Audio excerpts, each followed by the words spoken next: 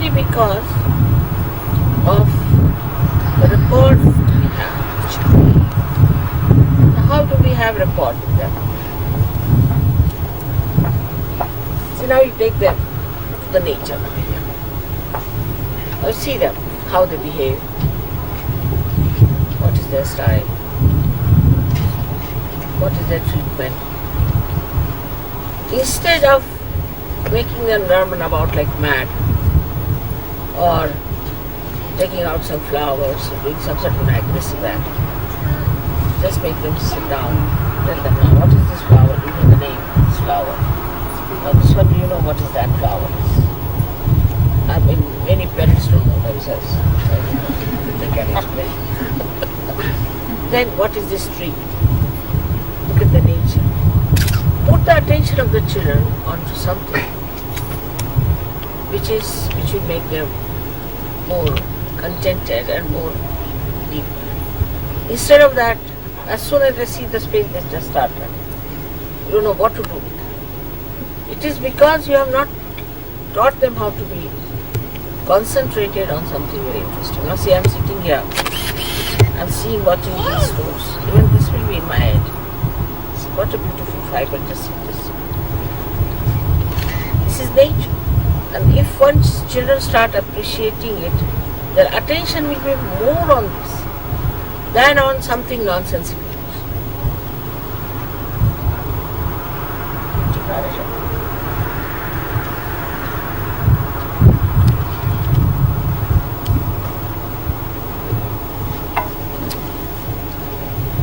So, a rapport has to be established, an understanding of the children. An appreciation. When they do something good, you must appreciate. And when they are doing something, mostly they do wrong things just to attract your attention. If you don't pay any attention to that and just distract their attention to something else, it's very easy. For example, now if you are going to somebody's house, the children are going. Before going, we tell them, see now, they have to behave there properly. Otherwise they'll think that your parents are rude. Go there, you should not in no way try to misbehave, to ask for anything, just keep quiet. So, first of all, tell them how to behave. Now when they go there and they behave properly, when you come back, you have to tell them that this is tremendous. You have been so good, behaved so well, it's really very good. I'm so proud of you. So next time you will do. You have to tell them about their dignity, about what they are, and also the dignity of the nature. See how dignified the tree is, how it is standing there or giving a shade. So they develop that feeling. If you do not have feeling for the nature, you cannot stop this ecological process. That's important. Luckily, with Surge Yoga, Hamid has done some research and he has worked on the trees near Austria. There's a very beautiful mountainous area, much higher than this, between Germany and Austria. And there used to be some sort of wasps were really fatal.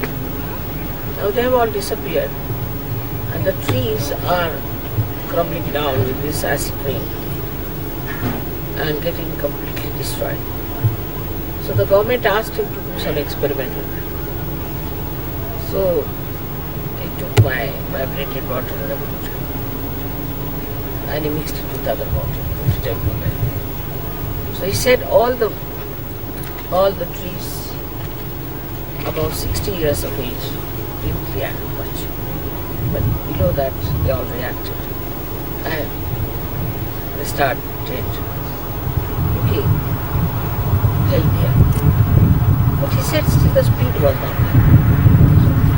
There were lots of these badges from America left over.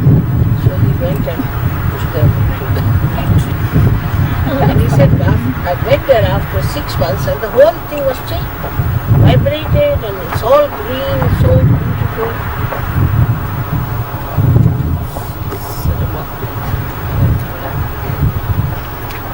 So I think my picture must be doing balance or something. It's acid rain or it nourishes trees. Vibrations after all. Vibrations do nourish everything. And I don't know what happened to the acid rain. It's very different. We can try that everywhere. Vibrated water and these badges. Even the rings have done great work. We had a problem because they don't have well as we have in India. They only have those taps. So we removed the joining ring. I put his ring inside that and then he joined it. With that ring only. It worked wonders. Can you imagine? Water was passing. Yeah, just imagine. Maybe the ring was emitting the vibrations and water went over it, carried the vibrations. Unbelievable things have happened. Unbelievable. So for us it is important to understand what is our status, what is our position. We are something very different from others. We have so much capacity. So we must understand what we can do. Really conditions around us, our children, everything. Because now you have that vital force which you can use. But many Sahaja Yogis are such, they do not understand that Sahaja Yoga is not for only for your personal cleanliness or for your personal ascent, but for the ascent of the whole universe, of the whole being. Anywhere there's a Sahaja Yogi, you can make it. Once I was going in a village and I saw a beautiful, very beautiful field of corn. Such beautiful corn, just thickly seeds in it. So I said, whose? I asked the Sahaja, I said, whose field is this? He said, this is mine. What did you do? I just got one coconut vibrated by you and put it in my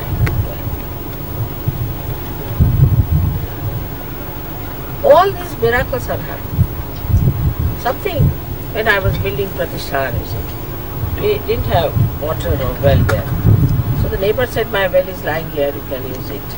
But it only can work for a few days. You'll have to arrange for water to build that house. I said, all right. So the first thing Sahaja Yogis did was to put my vibrated water in that well. And one. Suddenly that well started getting filled up. And while building, see there's a big ball kept there to suck. The ball was hanging in the air, but still the water was coming. And the whole of that circle, Pratishthan was built that water. You never had to buy any water. And everybody was amazed. How can it be? But the water from where? Source. Just sucked it. Till we finished the house, there was water in that water. Then the fellow said, I want this well for my own use. He thought he will use it for himself. Immediately cried. That's the bottle. He came to me, he said, I don't know what has happened. There's no water. Not a drop. Really? It's dried out. So I said, all right, take one coconut. He said, your coconut is lying there. I said, take another one. It won't. He took another. It won't. Then I said, all right, you get your realization. You gave him realization and this, that. Then he said, I would like to sell this well to you. Sold it to me again, he got a bill. Poor fellow, he didn't know what to do with that. So he bought that well. And he knows about it. He got that well. And now that well is again our right.